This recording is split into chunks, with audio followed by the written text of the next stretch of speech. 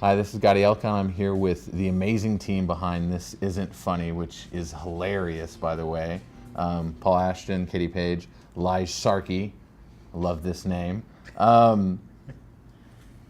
Let's start with the stand-up part of it, because I think, I know I snorted twice and about cried. You? Yeah, that was me. It's a good snort, man. Thank you. Good snort. It's guttural. It comes from deep in. What a cool, fun group of people you guys know. Like, what's that like? Is it just funny all the time, or? Yeah, I mean, there's so much. I think people talk a lot about stand-ups being miserable and being kind of unhappy or competitive, and I think maybe there is some of that, but there's so much laughter. Just anytime I feel like I want to go see a show, I know I can show up, find someone that I'll want to hang out with, and laugh my butt off for a little while, and it feels good. And then you go home and you feel like you had a really good night. These particular guys they're just great people. Like, you know, we were already, and Katie especially was already friends with Will and Ahmed, knew Beth a little, and we had one night actually, I think, when we went around to Beth's place. When we were kind of still working out how the stand-up was going to work and what they might do on the show, and we didn't do anything but just like we didn't get anything constructive done. It was just stories. We just pissed ourselves. Oh yeah, Will told this ridiculous story about calling the police on one of his Tinder dates, and it was just we got zero done, which is how my writing meetings with Will and Ahmed went as well. We got zero done. Yeah.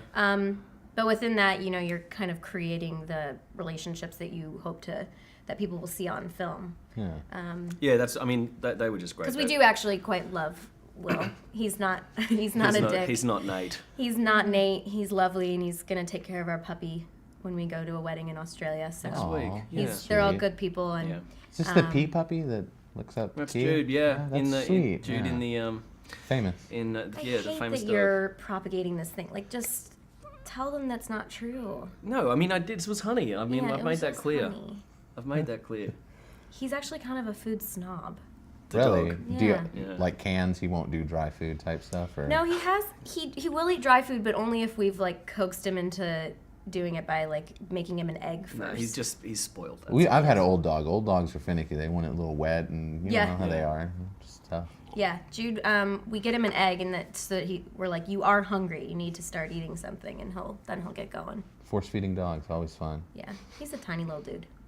I want to ask Lije a question. When you first met them, got to know them, what made you think, okay, I can get behind this this group, whatever this outfit is? I want to know that.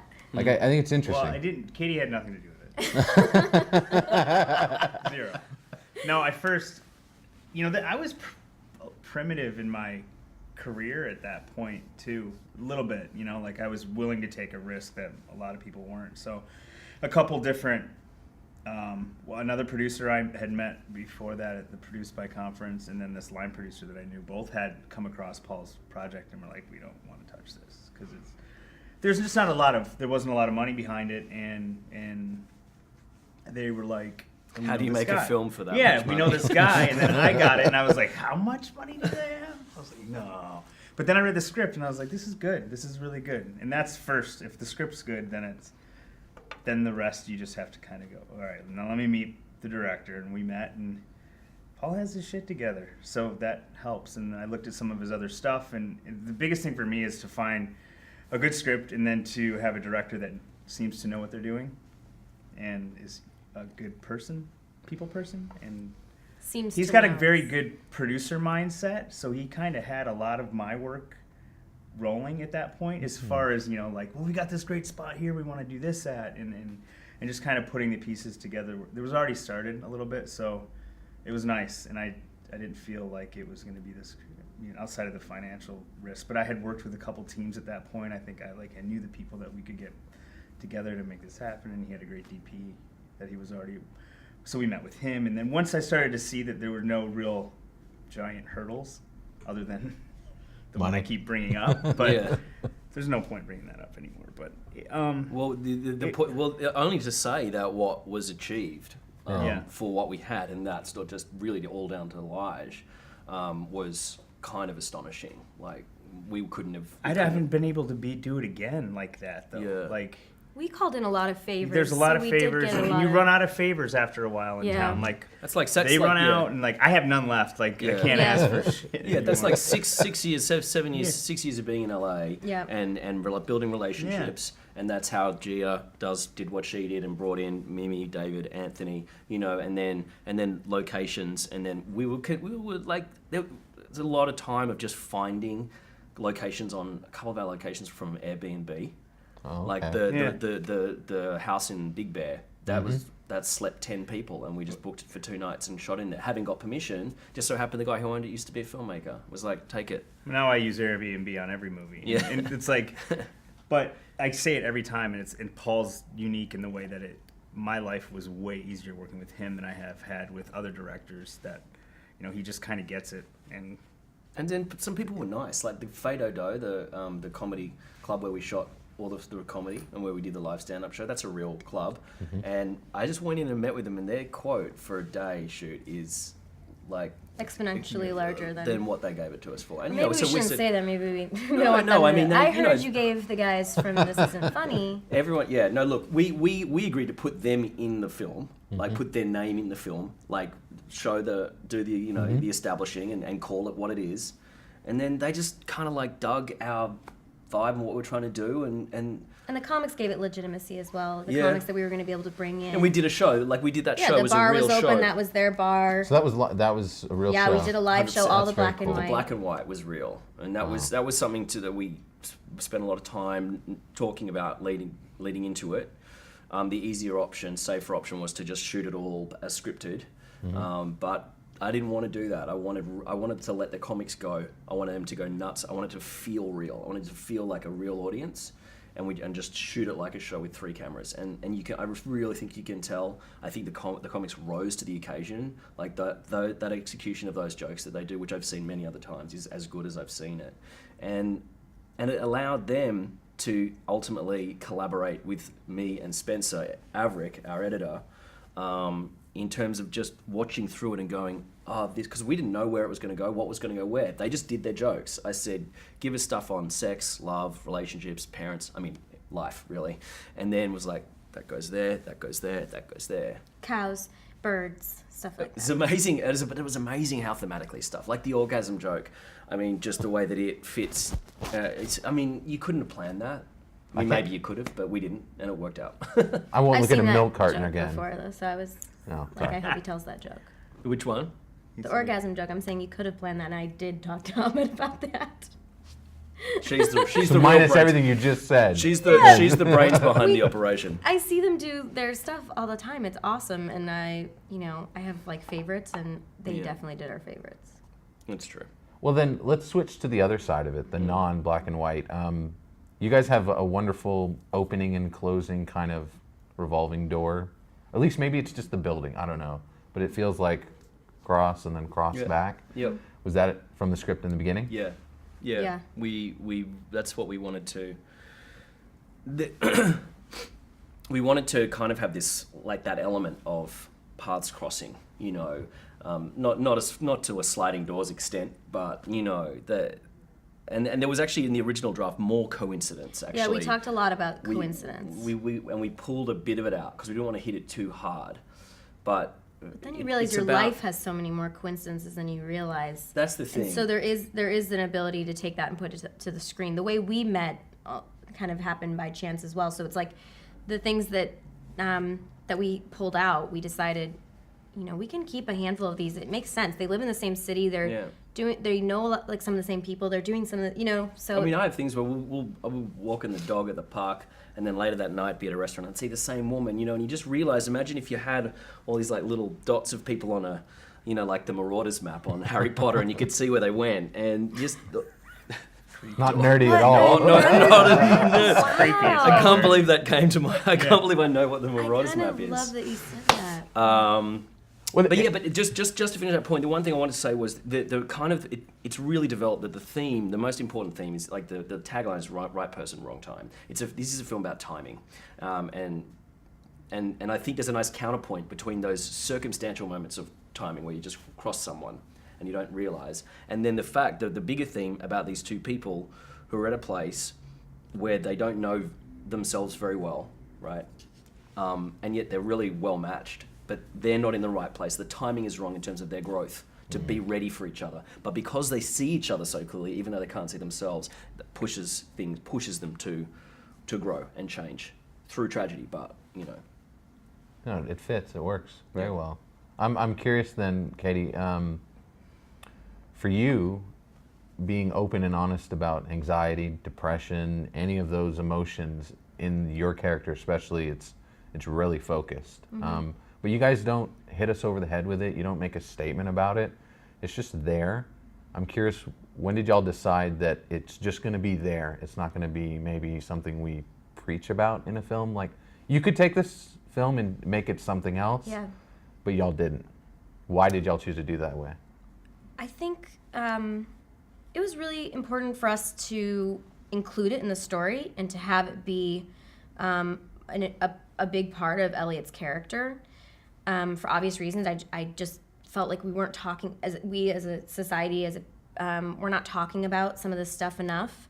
And when I'll read statistics that'll say like 3/4 of women are on some sort of antidepressant or anxiety or have been in their life. Like, that is just a staggering statistic for something that no one is communicating about. And the fact that some of these drugs, I didn't want to make a judgment call on any of the medication. I didn't want to make a judgment on whether it's good to take it or not, whether there's different approaches to it. I had a woman in Cleveland come up to me and say, I for one am so glad they're available, because I know that myself and people I know couldn't even have a functional day-to-day life without it. So there's a spectrum, and I would never say what people should be doing. I just think that it was important to talk about what does happen when that's your daily life, when your morning starts with a dose of an anti-anxiety or an antidepressant, and then you still have this whole other part of your day to get to. But that is a pause in your day. Every day you do it, or every night, or multiple times a day, depending on what kind of a regime people are on, or a regimen, excuse me. But I think that's always going to be Elliot's. I've been saying it's kind of her A story, it's her A plot line. But for us, the movie was a two-hander. It was more about, I wanted people to know, like, just because this does exist doesn't mean she doesn't have or deserve love and really good things in her life, even if it's difficult. And so I wanted to push those things to the forefront. I wanted to show the possibility, really, of a full life. I think also by just having it be there and not be in your face, it actually makes it, like, the point is that it's there at the beginning and it's there at the end. She tries to change it a little bit and ends up having to call straight away, and I think that struggle is the most real thing about it. Which is a constant. It's a constant. Anybody who's on that kind of medication, I can't speak for all the experiences, and that was also very important. Making it an A storyline would have required us to take some sort of a stand on it, some sort of stance, and also maybe have expanded her experience with it that would have excluded other people who have similar experiences but didn't feel like they really could get in with hers. Yeah. Mm-hmm. So to have it be that background, we were able to do it. But that is a constant, that thing of, well, I'll just start trying to take half of what I've been taking. I feel pretty good. I'm just going to start taking half. Oh, well, now I feel shit again, and now I'm on twice as much as I was before. That's a constant, that playing, that psychopharmacology sort of playing with the drugs, that's a very real part of that struggle. Well, I like that y'all also have the opposite side. You guys take Molly, you guys trip acid. Well, and that's Jamie, and then on Jamie's side, he's his self-medication, and that's his and it's escape therapy. Yeah, and that was a very deliberate. We wanted to put them both side by side and say, well, this has its limitations, but we can sometimes do it to ourselves. Sometimes we're our own, like, anti-progress or growth, So, that's a real story. That was sort of, I can relate to that, you know what I mean, through Jamie. That's why we kind of went that way. And also there's a judgment, I think, placed on different types of drugs and alcohol. There's a judgment, but, depending on how you're raised or where you went to school or all these other things. And that's happening out. We're seeing that now with the way the marijuana laws are changing across the country. It's like, it really, you start looking at things differently from how you've been told to, maybe. Well, kind of final question. You guys had James Faust do your intro and your Q&A on the first opening basically night of multiple films. He's championing this film. He doesn't always do that at every festival. What's that feel like, not just to be at a festival, but the artistic director honestly thinks y'all have the best movie here? Maybe, like, I want to just throw that out there because I noticed that from James. Like, that impressed me. That's why I went to see your film over other one. It was like, if James is picking this, what does that mean for y'all, though, to have someone stand out for y'all? I mean, to have, it's, I was, when he was saying, 8 times it was watched through here, I'm like, you're right, it never happens like that, And then, after talking to him and getting to know him more than I had, because I hadn't really talked to him or met him until the first night here, I started to believe it. And then I saw him again last night, and you just said hi from way far away in the hallway, and I'm like, this dude remembers me. That's pretty cool. Like, I believe what he's saying, and it feels really good to have that. Never had that before. So it was the first. He was the first. He was the first. Dallas was the first festival to say yes to this film after, and the way that James wrote in a personal email, and having just seen it, and the enthusiasm was clear off the page. And since we've been here, he's been nothing short of supportive and inclusive. I mean, I feel like he's very good at doing that for everyone.